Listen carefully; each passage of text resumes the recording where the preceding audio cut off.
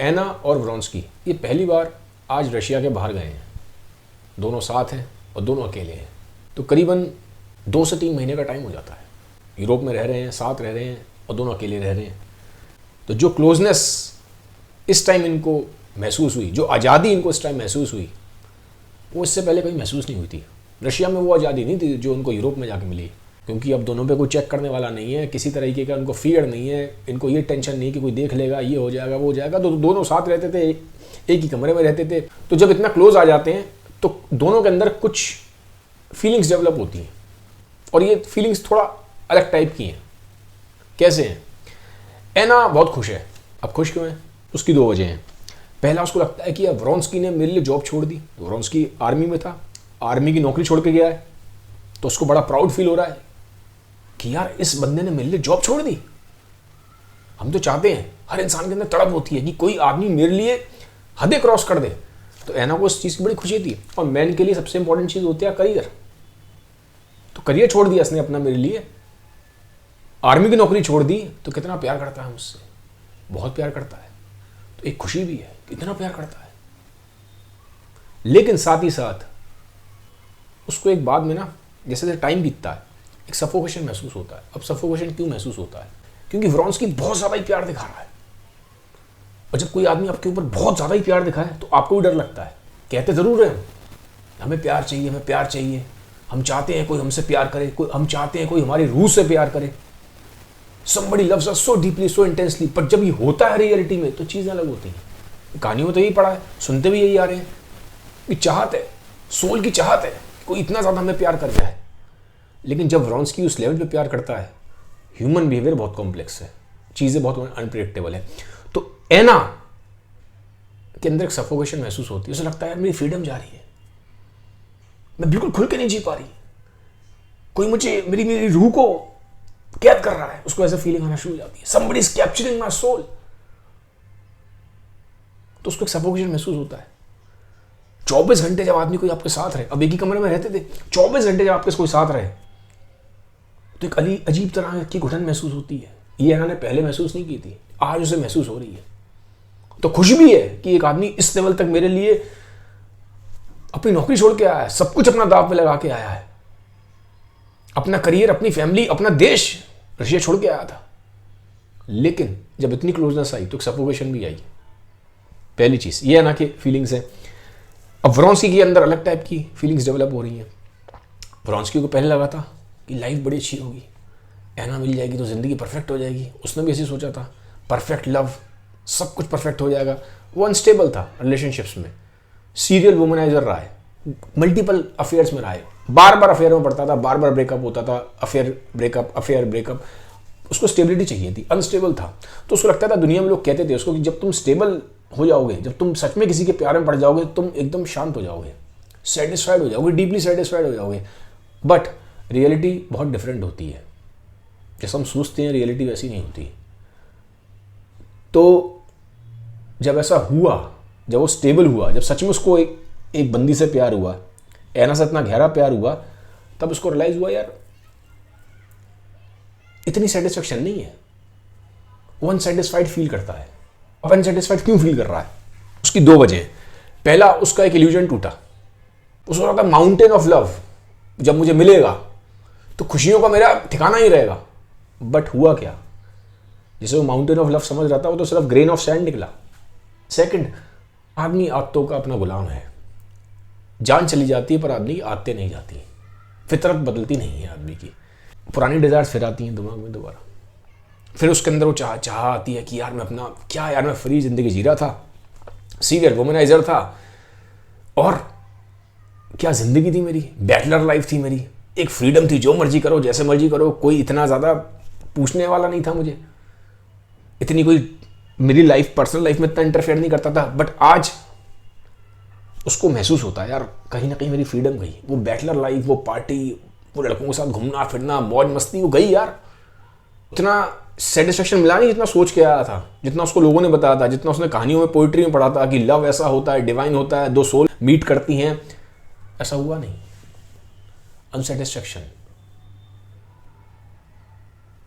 जो प्यास थी उसके अंदर प्यार की, जो प्यार मिला तो उतना सेटिस्फेक्शन आया नहीं। तो ही इज डीपली अनसेटिस्फाइड। दोनों के अंदर अलग अलग टाइप की स्ट्रेंज फीलिंग्स डेवलप हो रही हैं, और ये तभी डेवलप हुई हैं जब इतना क्लोज आ गए हैं, जब एक ही कमरे में रह रहे हैं, एक साथ रह रहे हैं, हर तरह की इंटीमेसी डेवलप हो गई है। उसके बाद ही समझ में आया यार कितना आसान नहीं है। इसलिए बोलते हैं प्यार तब तक ही अच्छा तब मिले ना, जब मिल जाए तो समझ में आता है कि इतना खूबसूरत तो था ही नहीं। जो चीज़ नहीं मिलती वही खूबसूरत लगती है। अब होता क्या कहानी में, उसकी का एक दोस्त होता है, उसका आर्मी में एक पुराना दोस्त था जिसका नाम है गोल्शेविक। अब गोल्शेविक आता है, व्रोंस्की है, एना है। बड़ा खुश होता है व्रोंस्की कि यार चलो मुझे कोई तो पुराना साथी मिला। ऐसा होता है किसी फॉरेन कंट्री में अगर आप हैं, कोई आपको पुराना दोस्त मिल जाए, भले ही कभी उससे उतना आपका लगाव रहा नहीं हो, लेकिन मिल जाए कहीं पुराना दोस्त, अरे यार मिल गया, बिछड़े यार मिले, ऐसा आदमी बिहेव करता है। तो वो वैसे बिहेव करता है, जबकि उससे इतना अच्छा रिलेशन था नहीं उसका जब वो उसके साथ था वहाँ पे आर्मी में। लेकिन आज जब मिला है इटली में, फ्रांस में, इधर की देशों में, जब वो मिलता है गोल्शेविक, अरे कोई तो है अपना यार, पुराना यार, अपने वहाँ का, रशिया का, तो एकदम व्रोंस्की तो बहुत खुश है, गोल्शेविक भी बहुत खुश है। जबकि रशिया में जब मिलते थे साथ, रोज जब साथ थे तब इतने खुश नहीं होते थे, आज बड़ी खुशी है। तो अब गोल्शेविक क्या कहता है व्रोंस्की को कि काम करते हैं, एना भी है कि एक पेंटर है, मुझे मालूम पड़ा यहाँ पे। अब व्रोंस्की को पेंटिंग में बहुत इंटरेस्ट था। व्रोंस्की वहाँ थोड़े टाइम में बोर होना शुरू हो गया था, बोर हो गया था। तो उसने, अब नौकरी थी नहीं उसके पास, करता क्या वहाँ पे, और जो प्यार था उसको समझ में आया यहाँ भी इतना सेटिस्फेक्शन नहीं है, तो अब टाइम कैसे काटे, 24 घंटे कैसे काटेंगे, 8 घंटे सो लेंगे, बाकी 16 घंटे क्या करेंगे। अब काम था नहीं, पेंटिंग शुरू कर देता है। तो जिसका फ्रेंड मिलता है गोल्शेविक, उसको बताता है यार मुझे पेंटिंग में इंटरेस्ट है, ऐसे ऐसे बात होती है। तो गोल्शेविक बोलता है यहाँ पे ना एक पेंटर है मिखेलोव नाम का, वो पेंटर बड़ा ज़बरदस्त पेंटर है यार, उसको बोलते हैं बड़ा रेबेलियस पेंटर है, पर पेंटिंग बड़ी जानदार है यार। आदमी थोड़ा अजीब सा है लेकिन पेंटिंग जानदार है। व्रोंस्की पूछता है कैसा है, तुमने बोला वो आदमी अजीब सा है, कैसा है बताओ जरा, कैसा आदमी है। तो गोल्शेविक बताता है यार वो अपने आप को ना फ्री थिंकर मानता है। तो व्रोंस्की कहता है बुराई क्या है फ्री थिंकर होने में। तो गोल्शेविक कहता है लेकिन बड़ा अजीब सा फ्री थिंकर है, पुरानी चीज़ों को रिजेक्ट करता है, जितनी भी पुरानी चीज़ें हैं, पुरानी ट्रेडिशन है, उनको क्रिटिसाइज करता है। बस इसी लिए अपने आप को फ्री थिंकर बोलता है। वो कहता है फ्री थिंकर ये थोड़ा ना होता है। गोल्शेविक बोलता है ये कैसा फ्री थिंकर है, कह रहा सिर्फ नाम का फ्री थिंकर है, बस उसको पुरानी चीज़ों को क्रिटिसाइज करना है, जो चीज़ पुरानी है उसको क्रिटिसाइज करना शुरू कर देगा, हर चीज़ पुरानी को क्रिटिसाइज करता है। और वो बताता है ऐसे दुनिया में आजकल बहुत फ्री थिंकर है, बहुत फ्री थिंकर घूम रहे हैं, जो पास हो गए हैं स्कूलों से, कॉलेजों से, डिग्रियां लेके पास हो गए हैं, but they are not educated. Vronsky कहता है क्या मतलब है भाई, डिग्रियां लेके पास हुए हैं स्कूल कॉलेजों से, तो एजुकेटेड क्यों नहीं है। गोल्शेविक कहता है ये क्या एजुकेशन है। वो कहता है एजुकेशन वो होती है जिसमें आदमी क्लासिक्स पढ़ता है, जिसमें आदमी बहुत गहरे में साइंस को समझता है, जिसमें आदमी के अंदर आर्ट की एप्रिसिएशन होती है, जिसमें आदमी कल्चर को समझता है, इसको हम बोलते हैं एजुकेटेड।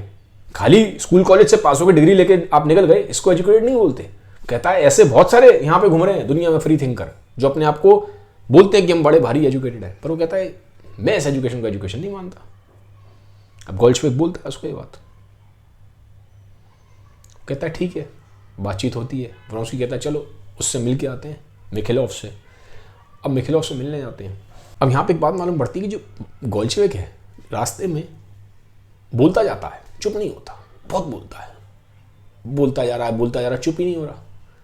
अब वो व्रोंस्की और एना सिर दर्द उनको हो रहा है, इतना क्यों बोल रहा है। अब जैसे थोड़ी देर के लिए चुप होता है, एक आधा मिनट के लिए, तो बेचैन हो जाता है, फिर बोलना शुरू कर देता है। वो बोलता ही जा रहा है, इधर उधर की बेसिक पैर की बातें कर रहा है। तो व्रोंस्की को समझ में आता है कि यार इसको प्रॉब्लम है। प्रॉब्लम ये है कि नहीं बोले तो बेचैनी हो जाती है, बड़ा बेचैन होता है। और ऐसे दुनिया में लोग हैं जो ना बोले तो बेचैन होते हैं, परेशानी होती है, अंदर से कोई चीज़ परेशान करती है तो बोलते हैं। कुछ भी बोलना है लेकिन बोलना है, तो बहुत हद तक बोलना हीलिंग बन जाती है लोगों की। कुछ भी हो लेकिन बोलेंगे, बोलना उनके लिए दवाई है, नहीं बोले तो परेशान होंगे, पागल हो जाते हैं। तो गोल्शेविक ऐसे ही था, तो व्रोंस्की को ऑब्जर्व करता है। अब पहुंचते हैं ये मिखेलोव के पास, वो जो पेंटर है वहां पहुंच जाते हैं। एना है, गोल्शेविक है और व्रोंस्की है, तीनों पहुंच गए उस पेंटर के पास, जो कि एक रेबेलियस पेंटर है, अपने आप को फ्री थिंकर बोलता है। अब इसकी भी कहानी है, मिखिलोफ की कहानी क्या है, जैसा दिखाई है, ये अपने बीवी से परेशान है, बीवी से हमेशा लड़ाई करता रहता है, किसी न किसी बात पर आता है। तो अभी कहानी में जैसा दिखाया है, टॉल्स्टॉय ने अभी अपनी वाइफ से लड़के आया है, अपनी वाइफ को बोलता है कि तुम्हें कुछ नहीं पता है, तुम कुछ नहीं जानती हो, तुम्हारी वजह से मैं डिस्टर्ब होता हूं, तुम्हारी वजह से मेरी आर्ट खराब होती है, तुम परेशान करती हो मुझे, ऐसे बोलता है अपनी वाइफ को मिखिलोफ। ठीक है, तो बीवी से हमेशा दुखी रहता है, लड़ता रहता है, घर में रहता नहीं है, अपने स्टूडियो में चला जाता है, घर छोड़ के जाता है, घर में जाता है तो कलेश होता है, तो घर में रहता नहीं है, और हमेशा आप देखेंगे गुस्से में है, एजिटेटेड है। उसका रीज़न क्या था, वो अपने को रिबेल मानता था, वो लगता था ये दुनिया है, मैं रिबेल पैदा हुआ हूँ, मैं दुनिया से टकराव लूँगा, मैं दुनिया से टक्कर लूँगा। तो दुनिया की बहुत सारी चीज़ों से पसंद नहीं थी, अंदर एंगर है, तो वो जो एंगर है वो कहीं भी निकलता है, कभी बीवी पे निकलता है, कभी किसी और पे निकल जाएगा, तो गुस्सा निकलता है। लेकिन गुस्सा कहाँ से है, क्योंकि दुनिया उसको पसंद नहीं आ रही, तो वो जो गुस्सा अंदर लेके बैठा है वो इधर उधर निकालता रहता है। उसके एंगर को निकालने के लिए आर्ट एक चैनल बन गया है, क्रिएटिविटी का चैनल उसने ढूंढा है, एंगर उसको क्रिएटिविटी में वो ट्रांसफॉर्म कर रहा है अपना। तो अब होता क्या है, मिखिलोफ की आदत थी, मिखिलोफ हर चीज़ में कुछ ना कुछ ढूंढता है, सर्च करता है, हर चीज़ में कुछ ना कुछ ढूंढता रहता है। कभी नेचर में कुछ ढूंढेगा, गुलाब देख लेगा तो गुलाब में कुछ ढूंढेगा, किसी शख्स में कुछ ढूंढेगा। तो उसकी आदत थी, वो हर चीज़ में आर्ट ढूंढता है, वो हर चीज़ में कुछ ढूंढता है कि मैं यहाँ कुछ ढूंढूं, आर्टिस्टिक ढूंढूं। वो हो जाती है जब आप आर्टिस्ट होते हैं, आप हर चीज़ में ढूंढने की कोशिश करते हैं, अच्छी चीज़ हो खराब चीज़ हो, हर चीज़ में आर्ट ढूंढनी है। ऑब्जर्वेशन बहुत पावरफुल हो जाती है। अब ऐसे ही क्या होता है, जब ये मिलने आते हैं स्टूडियो में, व्रोंस्की, एना और वो गोलेशेफ, तो व्रोंस्की में देखता है यार व्रोंस्की की जॉ लाइन बड़ी अच्छी है, व्रोंस्की की जॉ लाइन से बड़ा इंप्रेस हो जाता है, कहता है व्रोंस्की की जॉ लाइन अच्छी है। उसके दिमाग में इमेज आती है, मैं कल को एक कैरेक्टर बनाऊंगा, स्केचिंग करता था, पेंटर था, तो बिल्कुल व्रोंस्की जैसी जॉ लाइन होनी चाहिए, कुछ सोच रहा था ऐसी पेंटिंग बनाने की फ्यूचर में। ऑब्जर्वेशन बहुत पावरफुल थी, वो चीज़ को नोटिस करता है कि ये सब पैसे वाले हैं, कपड़े वैसे ही पहने थे व्रोंस्की, ने ऑब्वियसली थे भी वहाँ पे, रशिया में तो पैसे वाले ही थे वो बहुत। कहता है ये जो पैसे वाले हैं ये सिर्फ एक दिखावा करते हैं यार, शो ऑफ करते हैं, आर्ट की कोई समझ नहीं है, परख नहीं है, लेकिन जाएंगे सब जगह, आर्ट गैलरी में जाएंगे, आर्ट का कोई एग्जीबिशन होगी वहाँ जाएंगे, हर जगह दिखाएंगे अपने आप को कि हमें आर्ट की बहुत परख है। वो कहता है परख कुछ नहीं है ना, कोई मतलब भी नहीं है आर्ट से, बस सिर्फ एक स्टेटस सिंबल है कि हमें आर्ट की बहुत पहचान है, हमें आर्ट की बहुत समझ है। कहता है शो ऑफ है, दिखावा है, वो समझ जाता है, इन्हें कोई समझ नहीं है आर्ट की, बस ऐसे ही आ गए, क्योंकि सारे वेल्दी लोग यही करते हैं। ये चीज़ समझता है तो ऑब्जर्व कर लेता है, चीज़ों को समझता है, ऑब्जर्वेशन पावरफुल है, आर्टिस्ट है। दूसरा वो देखता है कि अभी आ गए हैं लोग, और कहता है इन लोगों का सब एक ही काम है कि जो हम कंटेम्प्रेरी आर्टिस्ट हैं, हमें एक क्रिटिसाइज करेंगे और बोलेंगे अरे यार आर्टिस्ट तो पहले ज़माने में होते थे, पुराने ज़माने में होते थे आर्टिस्ट, तो आज के डेट में क्या रह गई है आर्ट, यार कुछ नहीं है आर्ट। वो जानता था कि ये आए हैं क्योंकि पहले भी उसके पास वेल्दी लोग आते थे और यही ऐसे ही करते थे, तो कहता है ये अभी ऐसे ही करेंगे, मेरी बुराई करेंगे, कंटेम्प्रेरी आर्ट में दम ही नहीं है यार, आजकल के ज़माने में कोई आर्टिस्ट है यार, आर्टिस्ट तो हमारे टाइम में होते थे, पुराने ज़माने में होते थे, आर्ट तो पहले होती थी यार, आज कोई आर्ट है यार। वो जानता था ये करेंगे, तो ऐसी चीज़ें ऑब्जर्व करता है। तो ऑब्जर्वेशन बड़ी अच्छी है उसकी, ये दिखाया गया, उनको अच्छी लगती है उसकी आर्ट, दिखाता है अपनी पेंटिंग्स वगैरह बड़ी पसंद आती है। तो डिसाइड ये होता है कि अब वो एना की पेंटिंग बनाएगा, एना की पेंटिंग बनाएगा। और व्रोंस्की एना की पहली पेंटिंग बना चुका था, बट अब वो डिसाइड करते हैं कि जो मिखिलोव है इसकी तो यार आर्ट बहुत अच्छी है, बहुत अच्छी पेंटिंग करता है, तो हम एक काम करते हैं, हम इससे अब पेंटिंग बनवाएंगे एना की। टाइम लगता है काफ़ी, लेकिन एना की पेंटिंग बन के रेडी हो जाती है। अब जब एना की पेंटिंग बन के रेडी होती है तो बहुत यूनिक पेंटिंग थी, बहुत यूनिक पेंटिंग है। वो कुछ ऐसी चीज़ उस पेंटिंग में उतार देता है जो एना के अंदर आज तक कभी किसी ने डिस्कवर नहीं की थी, कभी किसी ने डिस्कवर नहीं की थी, बिल्कुल ओरिजिनल चीज़ दिखाता है। यहाँ डिफरेंस देखो, पेंटिंग व्रोंस्की भी करता था, लेकिन व्रोंस्की शौकिया था, लोगों को से सुन लिया कि आर्ट से हीलिंग होती है, आर्ट ऐसी होती है, आर्ट महान होती है, but Vronsky was not a true painter, he was not a true artist, सिर्फ शौक के लिए कर रहा हो क्योंकि बोर था। तो व्रोंस्की क्या करता है, जैसी है ना वैसा बना देता है, कुछ नया नहीं है, ओरिजिनलिटी नहीं है। लेकिन ये जब बनाता है तो ये कुछ ऐसा उसके अंदर बना देता है पेंटिंग में जो एना के अंदर आज तक किसी ने डिस्कवर नहीं किया था। तो जब पेंटिंग बन के तैयार होती है तो व्रोंस्की देखता है, एना देखती है, दोनों हैरान हो जाते हैं, क्या गजब की पेंटिंग है यार, क्या बनाया यार। व्रोंस्की पेंटिंग को देख रहा है, एना तो बिल्कुल दीवानी हो गई पेंटिंग की। तो व्रोंस्की कहता है उस पेंटिंग को देख के जो मिखिलोव ने बनाई थी इस पेंटिंग को वही समझ सकता है जो ऐना को उतना ही प्यार करे जितना प्यार ऐना को मैंने किया है। वो ये बात बोलता है, कहता है गजब पेंटिंग बनाई है यार, जो उसमें निकल के आया वो कुछ अलग ही है यार, अदरवर्ल्डली है। अब जो वहाँ पे मिखिलोव है और जो व्रोंस्की है, दोनों एक दूसरे से जेलस फील कर रहे हैं। बड़ी कमाल की चीज़ है, क्योंकि व्रोंस्की को इस चीज़ की जेलसी है कि इसके अंदर एक ऐसी कला है, एक ऐसी आर्ट है इस बंदे के अंदर जो मेरे अंदर नहीं है। क्योंकि व्रोंस्की ने पेंटिंग बनाई थी, पर व्रोंस्की की पेंटिंग में स्टैंड नहीं करी उसकी पेंटिंग के आगे, तो व्रोंस्की को लगता है इसके अंदर कुछ ऐसा है, ये कुछ ऐसा बना सकता है जो मैं नहीं बना सकता, तो उससे जेलस फील करता है। जो मिखिलोव है वो ऐना को धीरे धीरे लाइक करना स्टार्ट कर देता है, लाइक करता है उसकी पर्सनैलिटी को, ऐना की स्ट्रॉन्ग बंदी है, कॉन्फिडेंट बंदी है। तो वो व्रोंस्की से जेलस फील कर रहा है क्योंकि ऐना व्रोंस्की को लाइक करती है, तो दोनों एक दूसरे से जेलस फील कर रहे हैं, व्रोंस्की और मिखिलोव दोनों। व्रोंस्की उसकी आर्ट से जेलस है, वो इसलिए जेलस है कि ऐना उसको लाइक करती है, उसके प्यार में है। तो ऐसा ही है, ह्यूमन नेचर है, जो चीज़ हमारे पास नहीं होती हमें जेलसी होती है उस चीज़ से, उस चीज़ की चाहत होती है।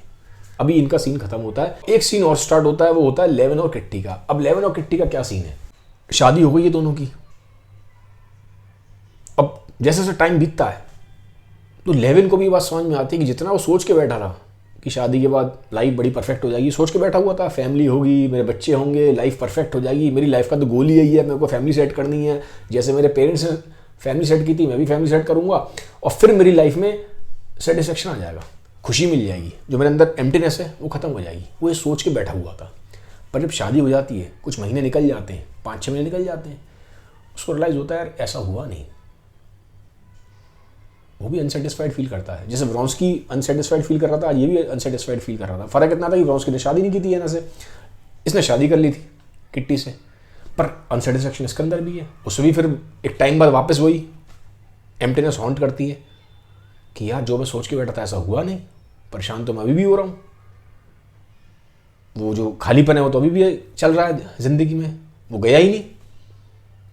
तो एक दिन क्या होता है, किट्टी वेट करती है, किट्टी वेट कर रही है उसका कि वो गया है, वो खेती बाड़ी करता था, फार्मिंग से वापस आता है, लेट हो जाता है, 2-3 घंटे लेट हो जाता है। अब किट्टी घर में बैठ के वेट कर रही है कि वो आएगा, वेट कर रही है, करीबन शाम को 6 बजे के आसपास वेट करती है, 9 बजे तक आता है। टाइम बोल के कहता है 6 बजे आऊँगा, लेकिन आ रहा है 9 बजे। लेकिन जब लौट रहा है, जब देख रहा है घड़ी में 9 बज गए हैं 11, तो घोड़े पे आता था, जो कैरेज वैरेज था, तो कैरेज को तेज़ चलाता है, घोड़ा गाड़ी तेज़ चलाता है, और बड़ा उतावला है, किट्टी से मिलना है, किट्टी से मिलना है, लेट हो गया, 3 घंटे लेट हो गया, मिलना तो बड़ा प्यार है, किट्टी से मिलना है।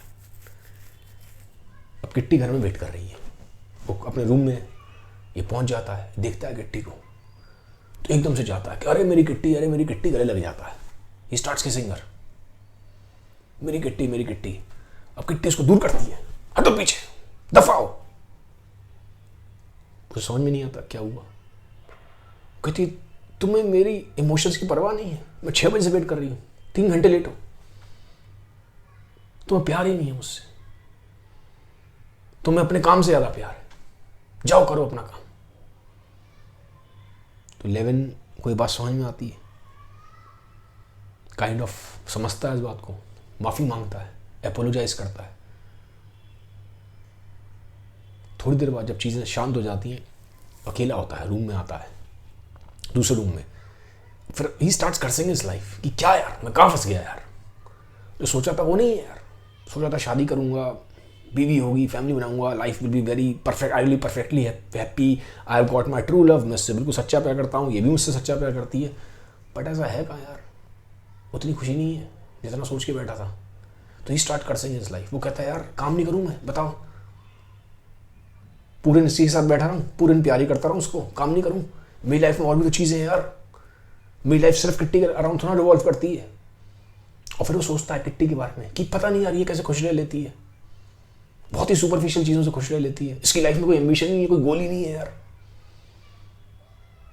बस पूरी लाइफ इसने मेरे अराउंड रिवॉल्व करा दी है। अब मैं अगर थोड़ा सा भी लेट हो जाऊँ, थोड़ा सा भी अगर जैसा उसकी एक्सपेक्टेशन है वैसे फॉल ना करूँ, तो मुझे सुना देती है, और फिर मुझे उससे माफ़ी मांगनी पड़ती है। गलती तो मेरी थी नहीं यार, मैं काम कर रहा हूँ यार, लेट हो गया, क्या हो गया यार, प्यार तो करता हूँ उससे, उतावला तो मैं भी था उससे मिलने के लिए, समझती नहीं है यार। बड़ा अजीब है यार ये औरत और आदमी का रिलेशन, वो अपने आप से बातें कर रहा है। अब होता क्या है, किट्टी के दिमाग में अलग चीज़ें चल रही हैं। किट्टी बड़ा खुश सी है। अब वो खुश क्यों है, 11 को समझ में नहीं आता कि पता नहीं इतनी छोटी छोटी चीज़ों पर खुश हो जाती है। लाइफ सिर्फ इसने मेरे राउंड रिवॉल्व कर दिया, कोई बड़े एम्बिशंस नहीं है, कोई बड़े गोल नहीं है यार लाइफ में इसके। अब किट्टी इसलिए हैप्पी है क्योंकि किट्टी आगे फैमिली लाइफ के लिए प्रिपरेशन कर रही है कि शादी हुई, आगे बच्चे होंगे, मैं फैमिली बनाऊंगी, I will raise my kids properly, I will give them love. वो उस खुशी में 11 कह रहा है यार इसकी लाइफ में और कुछ है नहीं इन चीज़ों के अलावा यार, लाइफ में और भी कोई बड़े गोल होने चाहिए ना यार। दोनों की अंडरस्टैंडिंग में एक मिसमैच आना स्टार्ट हो जाता है और 11 उस चीज़ को अंदर फील करता है। अब वो फील कर रहा है कि वो सेटिस्फेक्शन नहीं है, वो हैप्पीनेस नहीं है जो मैं दिमाग में अपने ख्यालों बना के बैठा था। और ऐसा बहुत बार हो जाता है, इमेजिनेशन और रियलिटी में बहुत फ़र्क हो जाता है। जैसा कि मैंने आपको पहले बताया था, 11 का जो भाई था निकोले, उसकी तबीयत बहुत ज़्यादा ख़राब थी, मैंने आपको पीछे वाली कहानी में बताया था। ठीक है, ऑलमोस्ट वो नियर टू डेथ था। ठीक है, एक्चुअली डेथ हुई नहीं थी, नियर टू डेथ था बिल्कुल, लेकिन उसको ऐसा लगा था 11 को कि वो गया, और वो उसको वैसे ही फील कर रहा था जो मैंने आपको लास्ट में बताया था, बट एग्जैक्टली डेथ हुई नहीं थी। ठीक है, तो अब होता क्या है, उसके पास लेटर आता है। उसको लगा था कि शायद अब तो पता नहीं शायद क्या हुआ होगा निकोले का, उसको लगा था शायद लेटर में लिखा हुआ निकोले की डेथ हो गई, बट डेथ होती नहीं है निकोले की। Almost he is about to die. Nikolai के साथ एक, मैंने बोला था उसकी एक पार्टनर थी, उसकी एक बंदी थी, शादी नहीं हुई थी लेकिन फिर भी उसके साथ थी, कंपेनियन थी, उसका नाम था मारिया। तो मारिया ने लेटर लिखा था कि तुम आ जाओ, तुम्हारे भाई की हालत ख़राब है, वो कभी भी ही कैन डाई। अब 11 पढ़ता है उसको, बहुत परेशान है, वो कहता है निकोले की हालत ख़राब है, निकोले कभी भी मर सकता है। तो he is about to get ready, और वो जाने की कोशिश करता है, मैं जाऊँगा मिलने उससे, आखिरी टाइम है यार, भाई के साथ होना चाहिए। अब किट्टी भी जिद करती है मैं चलूँगी। अब वो बोलता है कि यार जहाँ पे वो रुका हुआ है, एक छोटे से ना, एक कहीं उसने किराए पे एक वो ले रखा था रूम, वहाँ रुका है। और वहाँ वो कहता है यार बड़ी शैबी सी प्लेस है, वहाँ अजीब से आदमी भी हैं, वहाँ पे कोई अच्छा एरिया नहीं है, वहाँ जो उस एरिया की जो स्मेल है वो बड़ी ख़राब है, बड़े गंदे से रूम है और लोग भी वहाँ ठीक नहीं है, तुम यहीं बैठो, तुम कहाँ जा रही हो, हर जगह जाने की ज़रूरत नहीं होती। किट्टी रोने लग जाती है कि क्या मैं तुम्हारी लाइफ का पार्ट नहीं हूँ, क्या तुम्हारे सुख दुख में मेरा वो नहीं है, आई एम योर वाइफ। तो ऐसा थोड़ा कि तुम्हारे अच्छे टाइम में तुम्हारे साथ रहूँगी, मैं तुम्हारे ख़राब टाइम में भी तुम्हारे साथ रहूँगी। शी स्टार्ट्स क्राइंग, तुम्हें मेरी परवाह नहीं है, तुम्हें मेरे इमोशंस की। वो कहता है यार तुम समझती क्यों नहीं हो यार, वो जगह ऐसी नहीं है जहाँ तुम्हें लेके जा सकूँ, समझा करो। वो मानती नहीं है। अब नाउ शी स्टार्ट्स क्राइंग। अब क्या करे 11, वो मानता है अच्छा ठीक है चलो। अब ऑलरेडी परेशान है, अब कहाँ वो कहता है मैं अननेसेसरी इसको फिर इसको भी दुखी करूँ, परेशान हूँ, तो कहता है ठीक है इट्स ओके तुम चलो। अंदर से मन नहीं कर रहा ले जाने का, लेकिन अब कहता है चलो, अब ले जाता है। अब जब वहाँ जाता है तो जहाँ वो जाता है देखता है कि आसपास का बड़ा माहौल ख़राब है, जहाँ पे निकोले रुका है।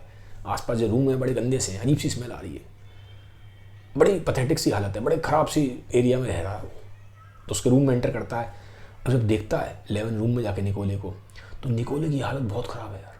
मतलब समझ लो ऐसा लग रहा है एक जिंदा लाश है, शरीर में कुछ बचा ही नहीं है, सिर्फ हड्डी के ऊपर चमड़ी है, बोन के ऊपर स्किन है और कुछ नहीं है, हड्डी के ऊपर चमड़ी।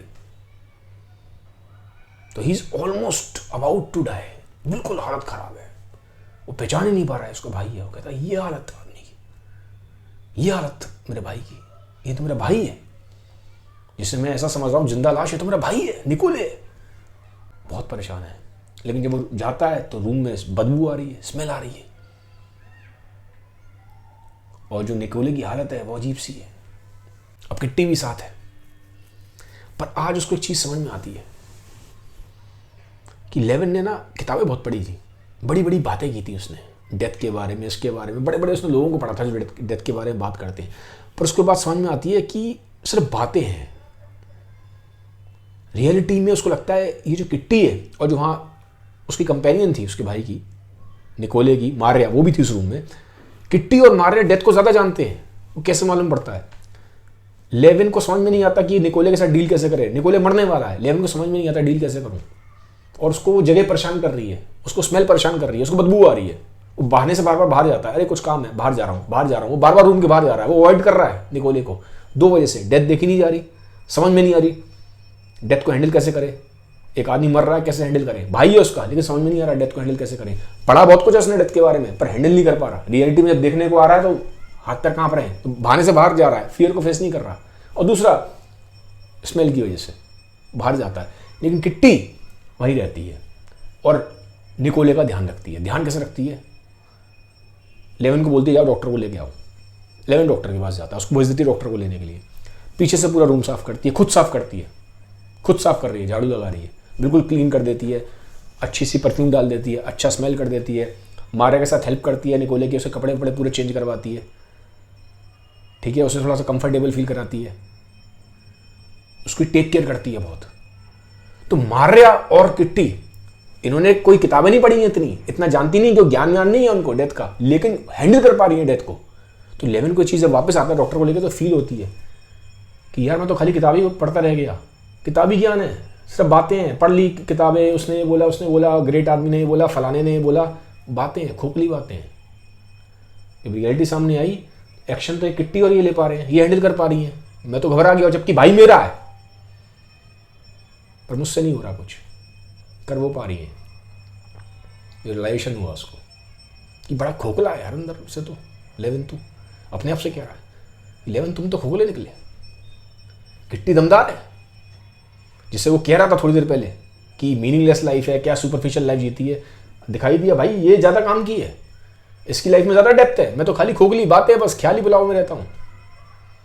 तो इसको इस महसूस हुआ उसको आज ये चीज़।